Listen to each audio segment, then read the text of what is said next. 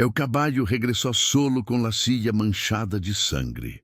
O Vale da Sombra sempre carregou a reputação de ser um lugar onde o sol nascia tardiamente e onde os segredos morriam ainda mais devagar.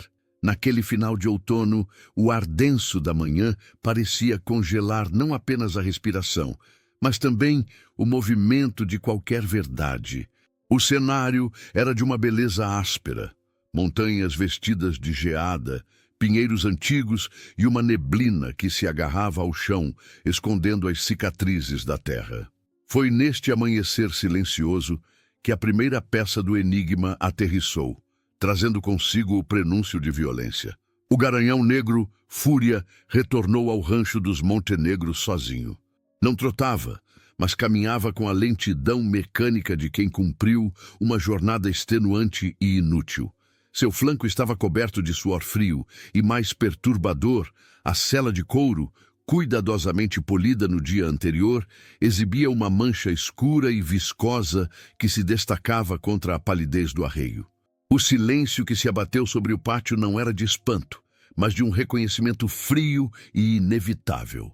Elias Montenegro, o senhor daquelas terras e guardião de inúmeros desentendimentos locais, havia desaparecido. Elias era uma figura central e controversa. Não um homem mau, mas inflexível. Sua justiça era a do campo, severa e rápida.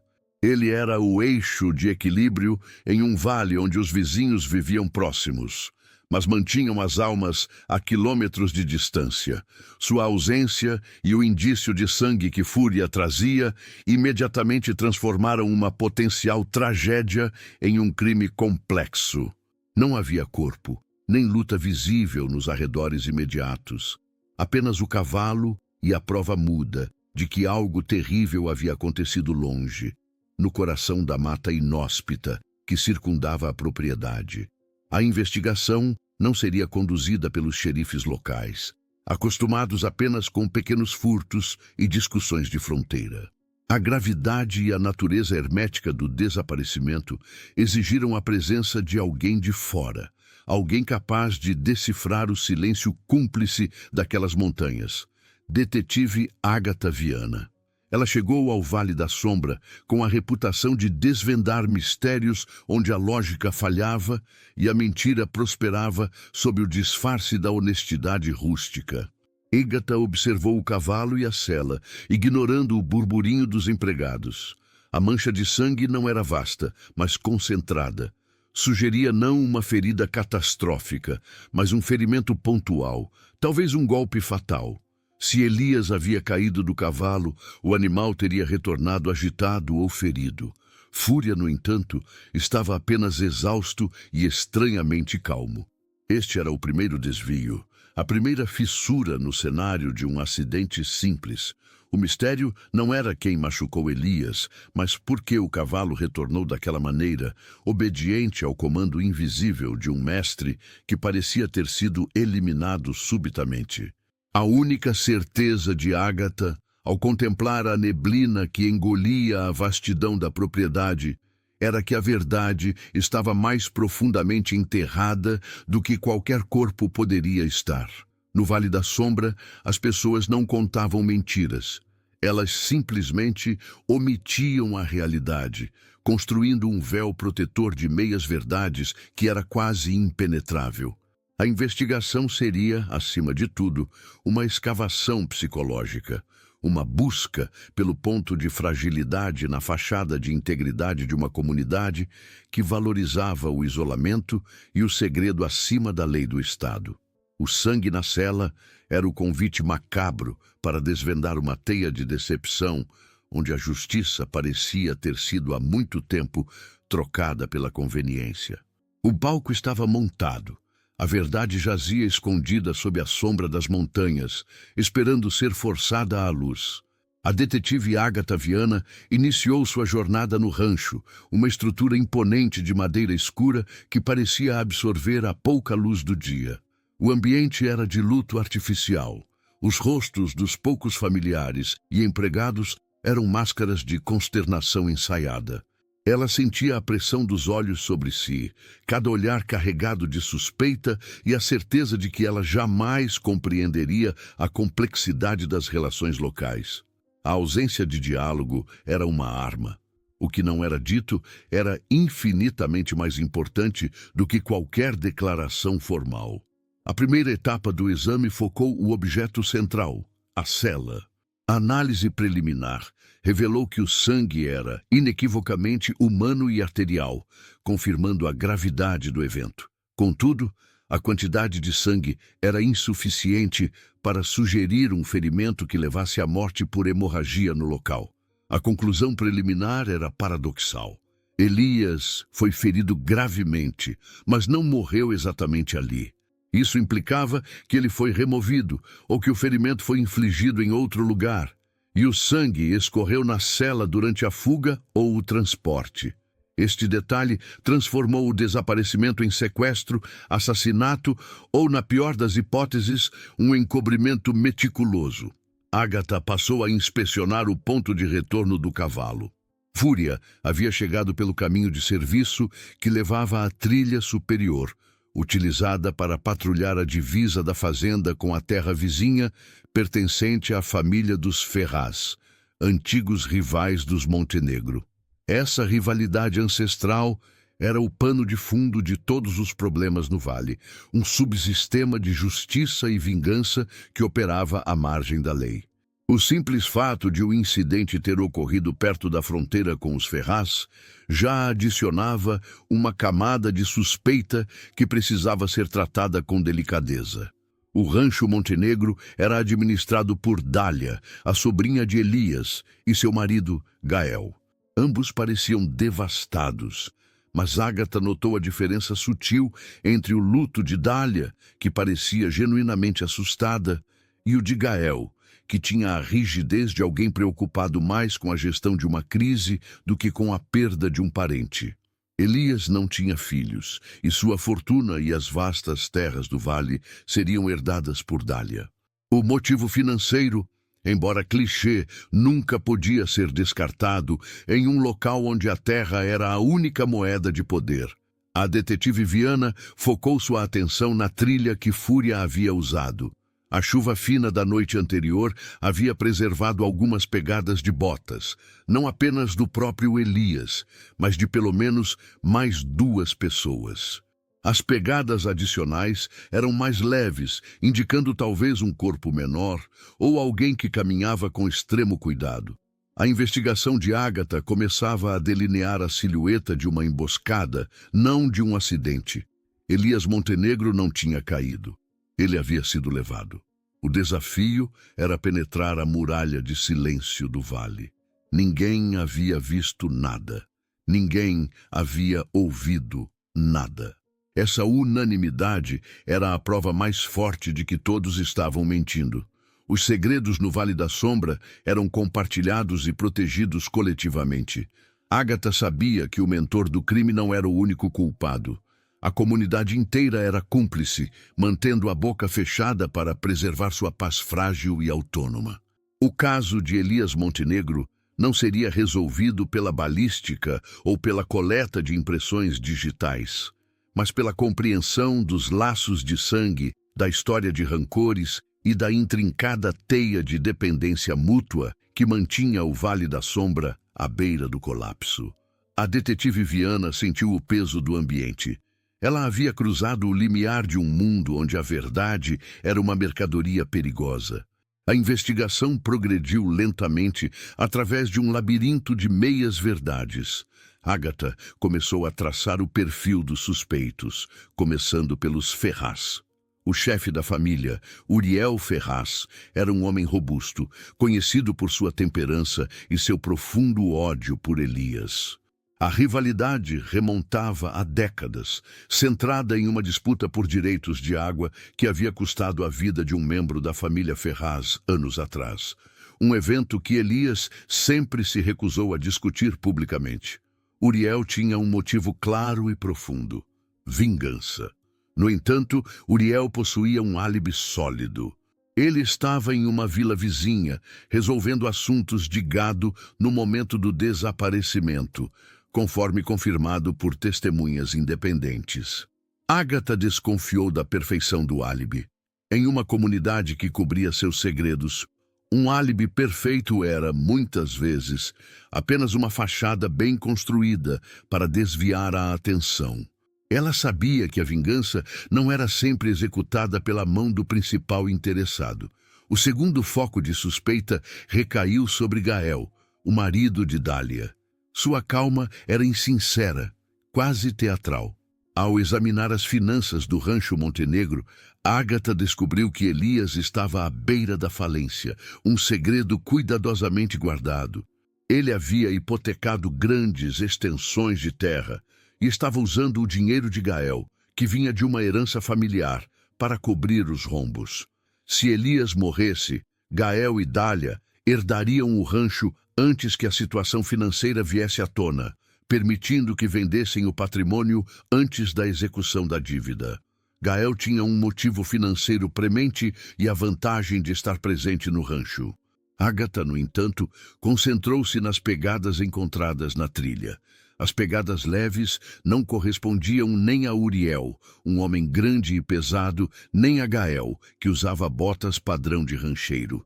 As pegadas eram pequenas e de um solado antigo e desgastado, incomum para alguém da família Montenegro. A busca pelo corpo continuava infrutífera. Elias Montenegro não estava no vale, nem nas áreas remotas patrulhadas pelas equipes de busca. Era como se ele tivesse evaporado. Este vazio físico permitia que as especulações florescessem, mas impedia a confirmação do crime e, consequentemente, a acusação formal. O assassino contava com a falta de provas definitivas. A investigação levou Agatha a um terceiro e inesperado suspeito. Zeca, o velho capataz do rancho Montenegro.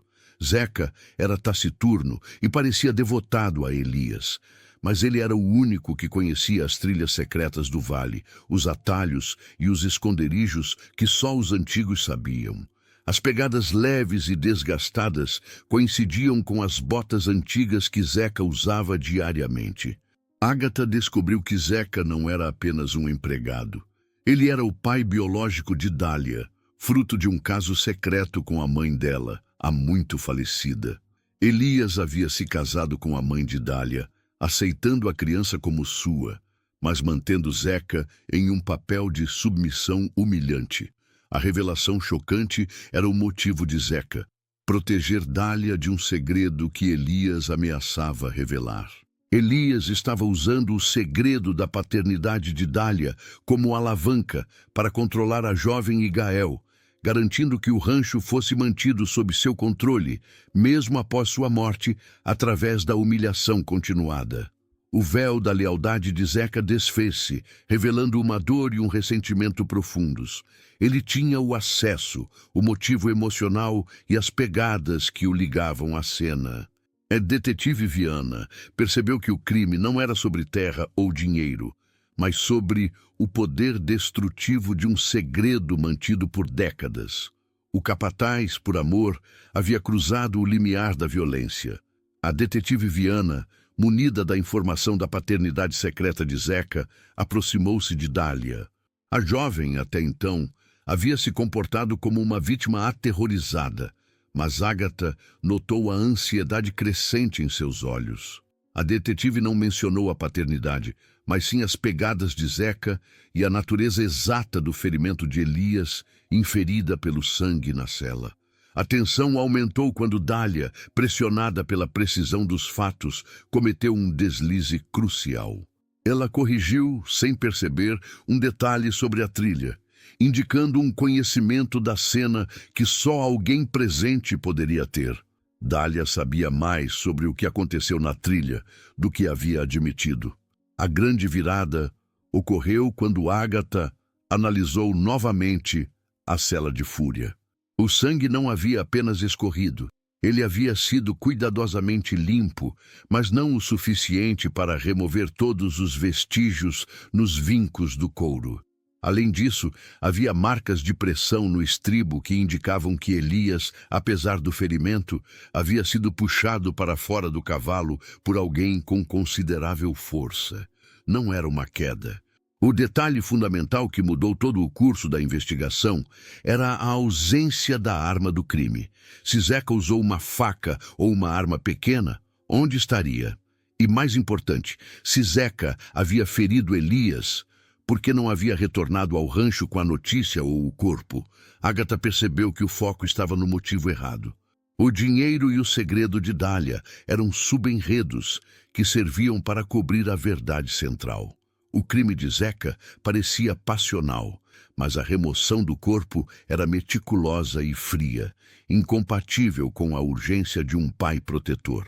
A detetive ordenou uma busca exaustiva em todas as propriedades vizinhas, especialmente aquelas que Elias havia tentado comprar ou desapropriar recentemente. A pista decisiva veio de um antigo mapa de caça encontrado nos arquivos do Rancho Montenegro, mostrando uma cabana abandonada, um posto de observação remoto, conhecido apenas por Elias e um punhado de velhos rancheiros. Ao chegar à cabana, Ágata encontrou o que procurava: Elias Montenegro. Ele não estava morto. Estava amarrado, inconsciente e com uma grave lesão na cabeça, mas vivo. Havia sido ferido, mas o sangue na cela era um artifício. O golpe fatal nunca foi desferido. A intenção era mantê-lo desaparecido, não necessariamente matá-lo imediatamente. A descoberta de Elias vivo lançou a investigação em uma nova espiral. Se Elias estava vivo, Zeca não era o assassino. Ele era o sequestrador. Mas o motivo não era apenas vingança. Era uma tentativa desesperada de forçar uma confissão. Ou talvez forçar Elias a ceder o controle do rancho para Dália e Gael sem recorrer à violência definitiva. A confrontação era iminente. Ágata sabia que Zeca estava por perto, esperando o resultado de seu plano. A verdade completa estava prestes a ser revelada, mas não seria apenas a história de um capataz traído. Seria a história de um acordo sombrio entre vários personagens, todos com as mãos sujas. A cabana abandonada, úmida e fria, tornou-se o palco da confrontação. Zeca, magro e tenso, estava esperando por Ágata. Ele não fugiu, nem tentou negar sua ação. Ele havia montado o sequestro, simulando um assassinato para ganhar tempo. Ele feriu Elias superficialmente na cabeça o suficiente para derrubá-lo, usando o sangue para manchar a cela e enviar o cavalo de volta, criando o pânico e a ilusão de morte. Zeca confessou seu motivo inicial: a proteção de Dália contra a chantagem de Elias. No entanto, sua confissão continha uma lacuna. A detetive Viana notou que a atitude de Zeca era de desespero, mas também de alívio por ter sido encontrado. Ele estava se auto-incriminando por algo que parecia maior do que ele. Ágata confrontou Zeca, não sobre o sequestro, mas sobre o cúmplice. As pegadas leves encontradas na trilha não eram apenas de Zeca. Havia uma segunda pegada, ainda menor, que ele não havia mencionado. E, crucialmente, a mancha de sangue na cela. Se Zeca apenas feriu Elias na cabeça, o sangue arterial precisaria de uma fonte mais rica. A detetive revelou seu raciocínio. O sangue não era de Elias, era de Dália. Dália, atormentada pela chantagem de Elias e pressionada por Gael, havia tentado confrontar o tio na trilha. O confronto escalou e Elias, em sua arrogância, a empurrou, causando-lhe um pequeno ferimento na mão ou no braço. O sangue dela pingou na cela. Zeca, que estava observando à distância para intervir se necessário, viu Dália ferida e Elias ameaçador. Foi nesse momento que Zeca agiu, atingindo Elias e montando o plano do sequestro. Mas o crime era mais complexo. Gael, sabendo da situação financeira e do desespero de Dália, havia encorajado Zeca a agir, prometendo proteção e garantindo que o rancho passaria para eles. Zeca não estava apenas protegendo a filha, ele estava sendo manipulado pelo genro ambicioso. A verdadeira revelação veio no confronto final.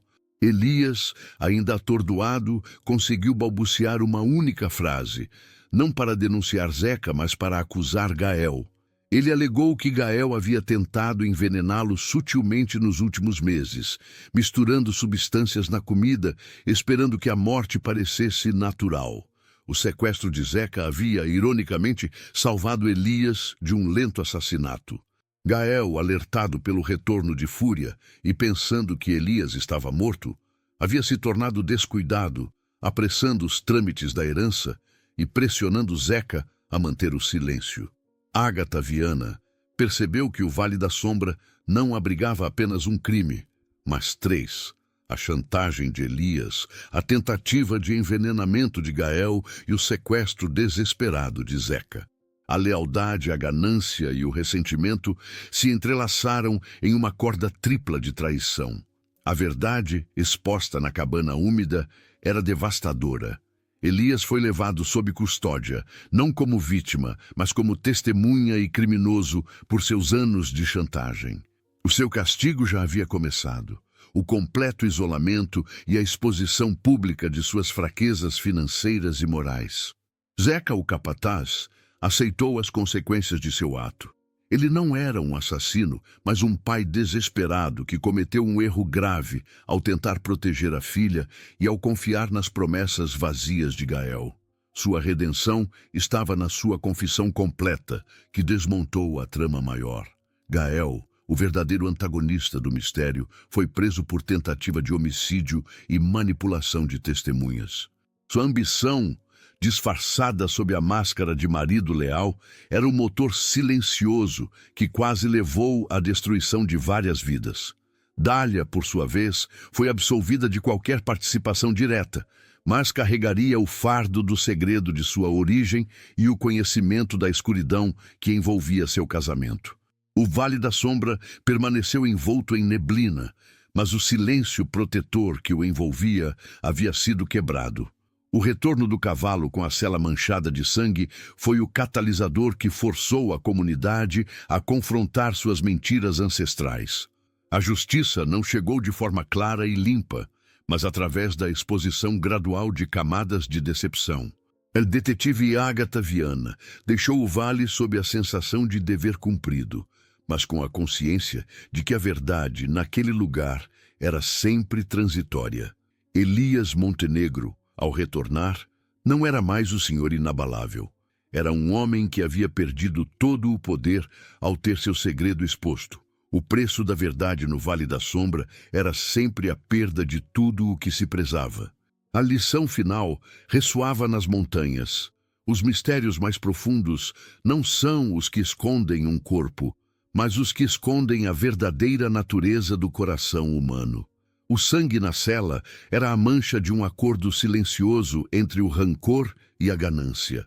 Um lembrete de que a busca pela verdade é, invariavelmente, uma jornada através da escuridão da alma humana. A investigação estava encerrada, mas as cicatrizes deixadas pela revelação da teia de mentiras persistiriam por gerações. O Vale da Sombra voltaria à sua calma, mas nunca mais com a mesma ilusão de paz.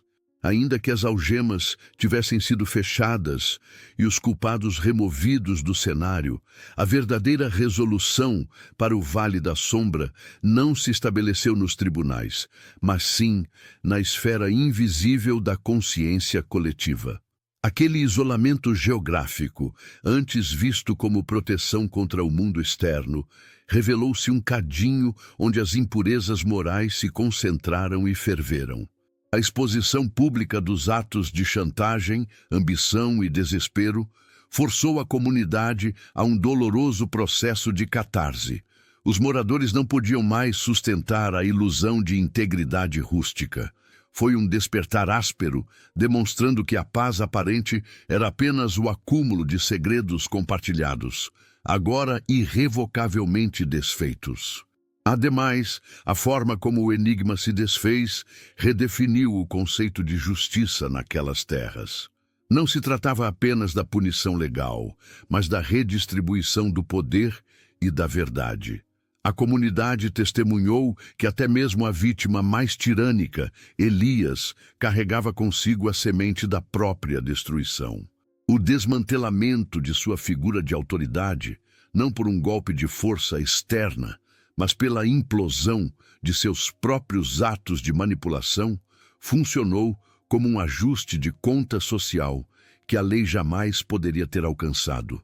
O Vale, doravante, precisaria encontrar um novo pilar moral para sustentar suas relações, um que fosse forjado na transparência brutal dos fatos e não na conveniente negação mútua.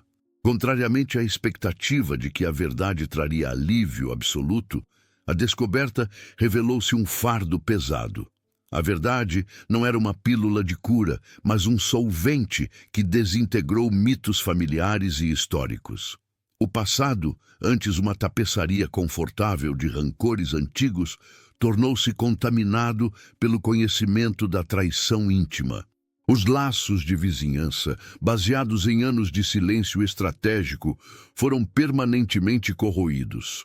Restava agora a complexa tarefa de conviver com o espectro da duplicidade de Gael e o sacrifício equivocado de Zeca, lembrando a todos que a lealdade podia ser distorcida em arma e a ganância disfarçada em necessidade. Consequentemente, o tecido social remanescente precisaria ser reconstruído sob novas bases, onde a desconfiança, embora dolorosa, seria um elemento de vigilância e não de mera omissão. A fragilidade da condição humana, manifestada em seu pior ímpeto no Vale, ensinou uma lição universal sobre a natureza traiçoeira da estabilidade forçada. É um paradoxo sombrio. A comunidade só pôde começar a se curar após ser radicalmente ferida pela verdade que teimava em esconder. A neblina que cobria as montanhas parecia, naquele momento, menos uma característica geográfica e mais um luto eterno pela inocência perdida. Por fim, a partida da detetive Viana não foi meramente o fim de uma investigação, mas o encerramento de sua travessia pessoal por aquele abismo moral. Ela levava consigo o elixir do conhecimento adquirido, a certeza de que em todo mistério o desvendamento técnico é secundário à compreensão das motivações mais profundas e irracionais que movem o ser humano. Ao contemplar o Vale da Sombra pela última vez, com o sol finalmente perfurando a névoa, ela percebeu que o rastro de sangue na cela de Fúria não era apenas uma pista. Era um marco na jornada cíclica da humanidade, sempre fadada a confrontar as sombras que cria. O Vale da Sombra permaneceu como um monumento silencioso à capacidade humana de construir prisões morais intricadas, e a ressurreição ali não significava um retorno à perfeição, mas sim a aceitação estoica de uma existência marcada pela complexidade irredutível do erro. Não obstante a clausura dos envolvidos e o afastamento da detetive Viana, a mansão Montenegro permanecia aprisionada em um silêncio acústico, bem diferente da quietude que imperava antes. Os cômodos vastos, antes preenchidos pelo murmúrio autoritário de Elias, agora reverberavam a ausência, transformando cada sombra em um testemunho mudo. Dália, a herdeira involuntária de um legado envenenado, movia-se pelos salões como uma figura de porcelana, sua alma marcada não apenas pela traição descoberta, mas pela consciência corrosiva de quanto tempo viveu sob uma camada espessa de ilusão. O peso da verdade revelada não era libertador, era, ao contrário, uma armadura de chumbo que impedia qualquer leveza. Ela entendia agora que o medo crônico que antes atribuía à tirania do tio era, na verdade, um sintoma da podridão estrutural de todo o seu mundo, uma patologia familiar que se espalhava para além da chantagem e do dinheiro. Em contrapartida, a própria geografia do Vale da Sombra sofreu uma metamorfose conceitual. As trilhas, que antes representavam meros caminhos de pastoreio ou caça, tornaram-se veias de uma memória dolorosa.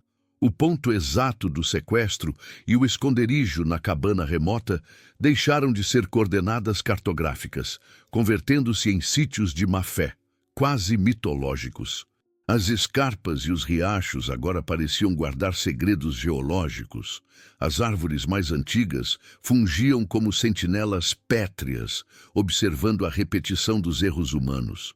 A solidão da gleba, que antes nutria o orgulho dos rancheiros, passou a evocar um tipo de isolamento punitivo, onde a natureza parecia conspirar contra o descanso das consciências. Para além do custo emocional imposto aos sobreviventes, o desvelamento trouxe uma crise de credibilidade que se infiltrou nos alicerces das relações comerciais. No passado, a palavra de um Montenegro ou um Ferraz valia mais do que qualquer contrato escrito. Essa confiança mútua e informal, essencial para a economia do vale, esvaiu-se. Qualquer novo acordo, fosse sobre limites de pasto ou compartilhamento de irrigação, exigia agora a intervenção de terceiros ou longos documentos legais, simbolizando a substituição da justiça de campo pela fria e desconfiada justiça de papel. A desconfiança mútua tornou-se a nova moeda corrente, e cada aperto de mão era medido pela sombra da traição que pairava sobre a memória coletiva. A alteração mais profunda, todavia, manifestou-se na dinâmica da rivalidade, com a estrutura de poder dos Montenegro severamente danificada pela exposição da ruína financeira e moral de Elias. Os vizinhos não podiam mais se apoiar na conveniência de um inimigo estável. O vácuo de autoridade forçou outros proprietários a reavaliarem suas alianças e estratégias de sobrevivência territorial. Não se tratava mais de vencer uma briga antiga, mas de navegar em um cenário volátil, onde o próximo a cair poderia ser qualquer um. A velha rixa, antes um farol de orientação social, desintegrou-se em uma poeira de incerteza, deixando os proprietários sem o conforto do conflito previsível. Em síntese, o Vale da Sombra não conseguiu retornar ao seu estado anterior. A intervenção de Ágata Viana não apenas resolveu um crime, mas injetou um soro da verdade que, embora necessário, funcionou como um veneno lento para a ilusão de comunidade. As rotinas diárias, como a ida ao celeiro ou o patrulhamento das fronteiras, eram agora pontuadas pela constante releitura dos espaços. O cheiro da mata, o som do vento nos pinheiros, tudo estava contaminado pela lembrança da dor infligida e sofrida. A sequela indelével do evento era a certeza de que a paz era sempre negociável e que o refúgio das montanhas oferecia apenas o palco e não a imunidade contra as manifestações mais sombrias da natureza humana. Pode-se observar que o impacto da investigação transcendeu a esfera criminal e se infiltrou profundamente no imaginário cultural do Vale da Sombra. O mito fundador da região, baseado na resistência estoica e na autossuficiência, foi irremediavelmente desmascarado. A noção de que as montanhas protegiam os seus de influências externas e corruptoras desmoronou. Ao invés disso, o ambiente revelou-se um catalisador para a introversão do vício. É crucial notar que o silêncio não era de dignidade, mas de cumplicidade calculada.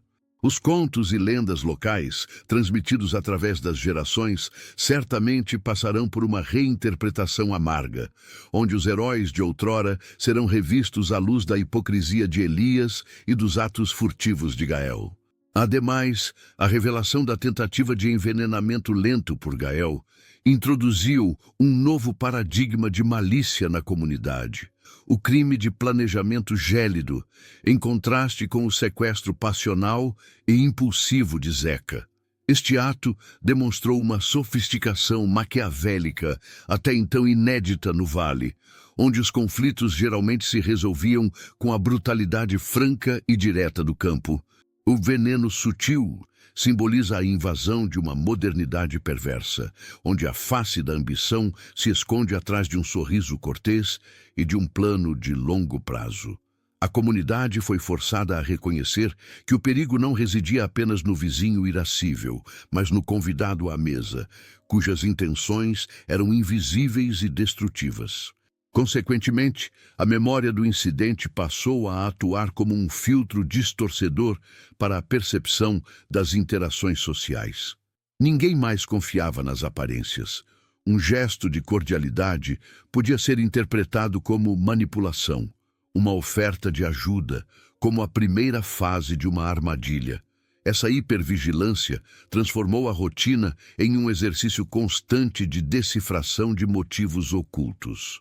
Os encontros na venda ou na igreja, antes pontos de convergência social, tornaram-se palcos de observação mútua e suspeita velada.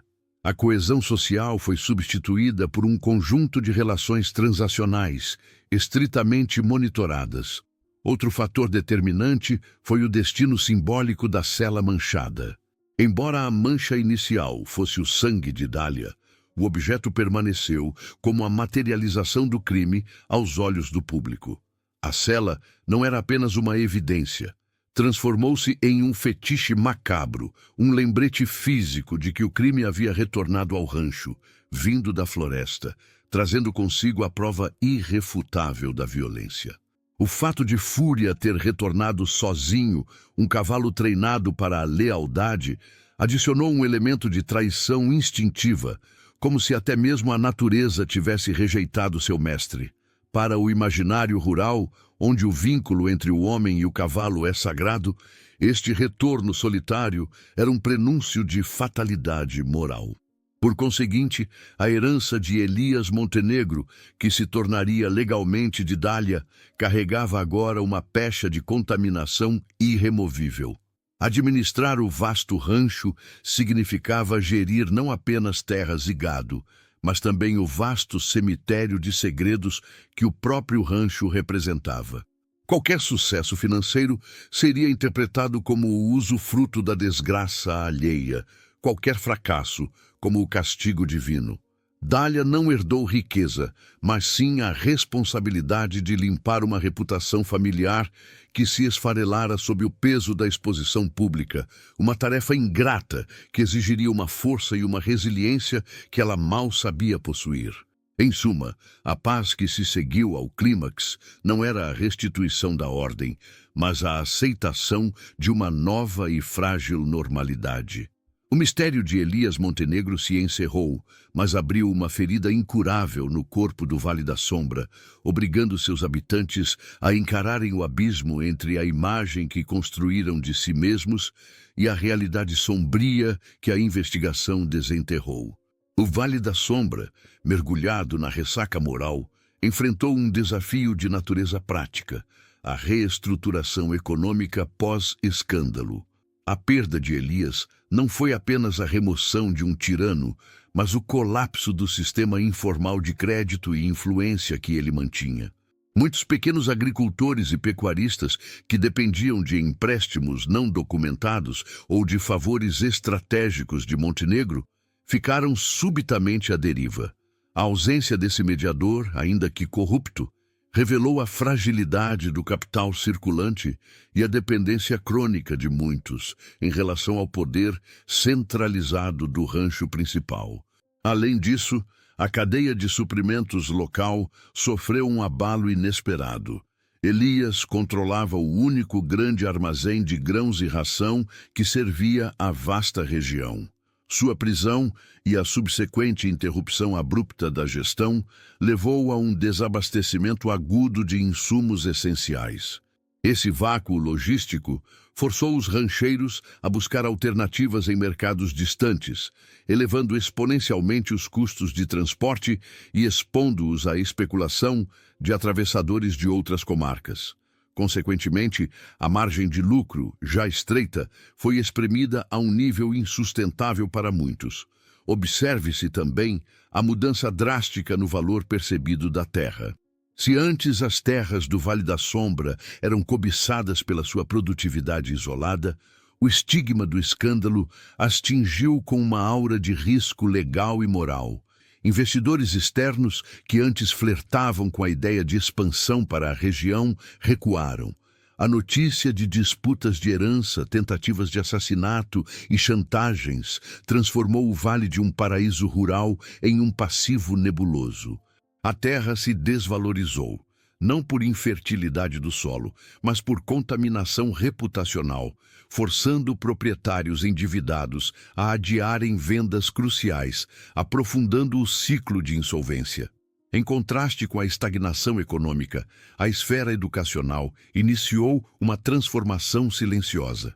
A escola primária do Vale, antes um microcosmo da hierarquia social local, com crianças Montenegro e Ferraz mantendo distâncias estabelecidas por seus pais, viu essa barreira ruir. O choque da verdade que os adultos, e não apenas as crianças, eram capazes de atos desprezíveis, criou um estranho terreno comum entre os jovens. Eles passaram a interagir com uma franqueza inédita, despidos das antigas convenções de rancor. É como se a tragédia familiar de Dália e Zeca, de domínio público, tivesse ensinado a eles uma versão mais crua, mais honesta da interconexão humana. Outra camada crucial que emergiu foi a redefinição do papel das mulheres na comunidade. Tradicionalmente relegadas a funções domésticas e à manutenção do recato, as esposas e filhas, agora cientes da fragilidade masculina exposta, a falência de Elias, a malícia de Gael, o desespero de Zeca, começaram a ocupar espaços de decisão, percebendo que o homem forte havia falhado em proteger a estabilidade. Elas assumiram a gestão financeira de pequenas propriedades e a mediação de disputas menores. Este movimento sutil, mas profundo, sinalizou o fim do patriarcado inconteste no Vale, substituindo a força bruta pela cautela administrativa. A própria religiosidade da região sofreu um teste de fé severo. O pastor local, que sempre pregava sobre a justiça divina e a punição do pecado, viu-se incapaz de oferecer consolo fácil. Como reconciliar a maldade exposta com a crença em uma ordem moral imutável? Muitos fiéis começaram a buscar respostas em uma espiritualidade mais introspectiva, desviando-se da moralidade imposta pelo púlpito.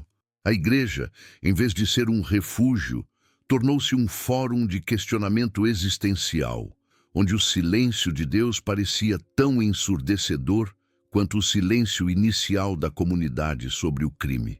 Este questionamento sutil, mas incisivo, levou a uma busca por significados mais pessoais e menos dogmáticos. Consequentemente, o futuro do Vale da Sombra não dependia mais da descoberta de novos culpados ou da redenção dos antigos, mas da capacidade de seus habitantes de forjar uma nova identidade.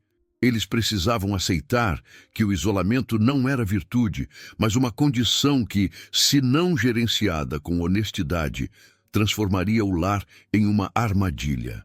A reconstrução, portanto, não seria de pontes ou estradas, mas da confiança intersubjetiva, um processo lento e doloroso que exigiria a superação do trauma coletivo. O Vale da Sombra, em seu forçado recalibramento social, começou a vivenciar uma sutil, porém significativa, diáspora silenciosa. As famílias cujas terras faziam fronteira com a propriedade dos Montenegro e que sentiam o peso da vizinhança contaminada, iniciaram um êxodo discreto. Não se tratava de uma fuga em massa, mas da venda estratégica de pequenos lotes a compradores externos desconhecidos, muitas vezes intermediados por procuradores, evidenciando o desejo de desvincular-se da toxicidade do lugar. A migração representava um voto de desconfiança na capacidade do vale de se regenerar, preferindo a incerteza do desconhecido à promessa vazia de um futuro limpo em um solo manchado. Adicionalmente, surgiu um fenômeno insólito na gestão do patrimônio cultural: o apagamento das fronteiras físicas. Com um mapa de propriedades em constante alteração devido às vendas e à subsequente indefinição da herança de Elias, os marcos de pedra e as cercas de arame farpado, antes sagrados e intransponíveis, perderam seu significado absoluto. A confusão legal, gerada pela tentativa de fraude de Gael e a intervenção de Zeca, levaram a uma suspensão temporária dos registros de terra. Consequentemente, a posse passou a ser determinada pela ocupação histórica e não pelo documento formal, abrindo brechas para a renegociação de limites que antes seriam impensáveis. Uma nova forma de comunicação não verbal floresceu em meio à desconfiança. As reuniões comunitárias, antes focadas em discussões logísticas ou religiosas, transformaram-se em estudos de linguagem corporal. Os habitantes do vale, receosos de proferir qualquer palavra que pudesse ser usada como prova de conhecimento ou cumplicidade em futuros desentendimentos, passaram a se comunicar através de silêncios eloquentes e olhares carregados. Note-se que o assentimento ou a negação de uma proposta eram transmitidos por microexpressões faciais ou pela posição das mãos sobre a mesa, criando um código hermético que só os iniciados conseguiam decifrar plenamente. Agora, caro leitor, observe como a ausência da fala se tornou uma arma defensiva, um escudo contra a próxima traição. Em contraste com a rigidez dos adultos, o comportamento das crianças manifestava uma quebra surpreendente de tradições. Longe da vigilância constante, os filhos dos antigos rivais, outrora proibidos de brincar juntos, começaram a frequentar o mesmo trecho do rio. Essa mistura infantil simbolizava uma rebelião inconsciente contra o ciclo de ódio imposto. Elas utilizavam o jogo como uma forma de protesto silencioso, desfazendo com a inocência as teias de rancor tecidas por gerações de seus antepassados. Um aspecto fundamental que mudou foi a percepção do tempo histórico. O Vale da Sombra costumava medir a vida em ciclos agrícolas e gerações familiares. Após a crise, a comunidade passou a utilizar o antes de Ágata e o depois de Ágata como marcadores temporais. A chegada da detetive de fora, a intrusa que trouxe a luz da lei, tornou-se o eixo divisório da história local, uma âncora que fixava a memória na tragédia. Essa cronologia reorientada demonstrava a dimensão sísmica do evento. A vida antiga estava irremediavelmente encerrada. Por conseguinte, a própria arquitetura do Rancho Montenegro, outrora símbolo de poder, começou a ser vista com desprezo. A imponente fachada de madeira escura não evocava mais riqueza, mas sim a hipocrisia e a má gestão. A comunidade começou a evitar o caminho que levava à mansão, preferindo rotas mais longas e menos diretas, como se a simples visão da casa pudesse transmitir a contaminação moral. A estrutura física, assim, transformou-se em um monumento à decadência, um lembrete constante de que o poder excessivo, quando desprovido de ética, inevitavelmente desmorona sob o próprio peso. A antiga admiração cedeu lugar a uma cautela supersticiosa, como se a sombra da casa carregasse a maldição da ganância. A dissolução da confiança impulsionou uma metamorfose na economia informal do Vale da Sombra. O escambo, prática há muito relegada à periferia das transações, ressurgiu como um sistema de câmbio primário, substituindo o dinheiro em espécie, agora visto como um vetor de dívidas e fraudes. Os fazendeiros voltaram a precificar o valor do trabalho e dos bens em termos de sacas de milho ou horas de mão de obra, evitando o registro bancário e a fiscalização, percebendo no isolamento financeiro uma nova forma de autoproteção. Essa regressão econômica, embora funcional no curto prazo, estabeleceu um teto de desenvolvimento, estrangulando qualquer possibilidade de investimento em tecnologia ou expansão de mercado. Além disso, a carência de um líder inconteste na figura de Elias gerou uma proliferação de pequenos conselhos de mediação. Proprietários de terras menores, antes silenciados pelo poder centralizado, uniram-se em associações frágeis para arbitrar disputas de fronteira e gado. Eles se revezavam nas funções de juiz e júri, baseando suas decisões em uma interpretação flexível das antigas leis não escritas do Vale. Observem que esse sistema, embora democrático em sua essência, era lento e ineficaz, pois cada decisão era constantemente questionada pela sombra da suspeita, retardando a resolução de conflitos cruciais para a produtividade. Outro desenvolvimento crucial foi o surgimento de uma nova estética na indumentária local. As roupas rústicas e utilitárias do passado foram gradualmente substituídas por peças mais simples, quase espartanas. A ostentação, que antes sinalizava prosperidade e domínio, tornou-se um sinal de alerta, associada à ganância de Gael e à arrogância de Elias. As mulheres do vale, em particular, passaram a valorizar a discrição e a ausência de ornamentos, projetando uma imagem de austeridade e resiliência. Essa mudança na vestimenta funcionava como um código visual de pertencimento, uma declaração de que seus portadores rejeitavam a corrupção do excesso. Consequentemente, a educação das novas gerações foi drasticamente reorientada. As crianças não eram mais ensinadas sobre a glória da conquista territorial ou a acumulação de riquezas, mas sim sobre a importância da memória seletiva e da cautela interpessoal. Os pais incutiam nos filhos a necessidade de desenvolver uma memória cartográfica dos eventos, não para narrar o crime, mas para se precaverem contra a repetição dos mesmos erros. Ensinavam-lhes a identificar em silêncio os sinais de manipulação ou falsidade nos rostos dos vizinhos. Paralelamente, a ausência de um centro de autoridade impulsionou a busca por figuras históricas alternativas. Os moradores começaram a reverenciar antigos contadores de histórias e curandeiros, indivíduos que, em vida, haviam sido marginalizados por Elias e seu círculo. Essas figuras, que representavam a sabedoria periférica e a resistência discreta, foram resgatadas do esquecimento e transformadas em guias morais.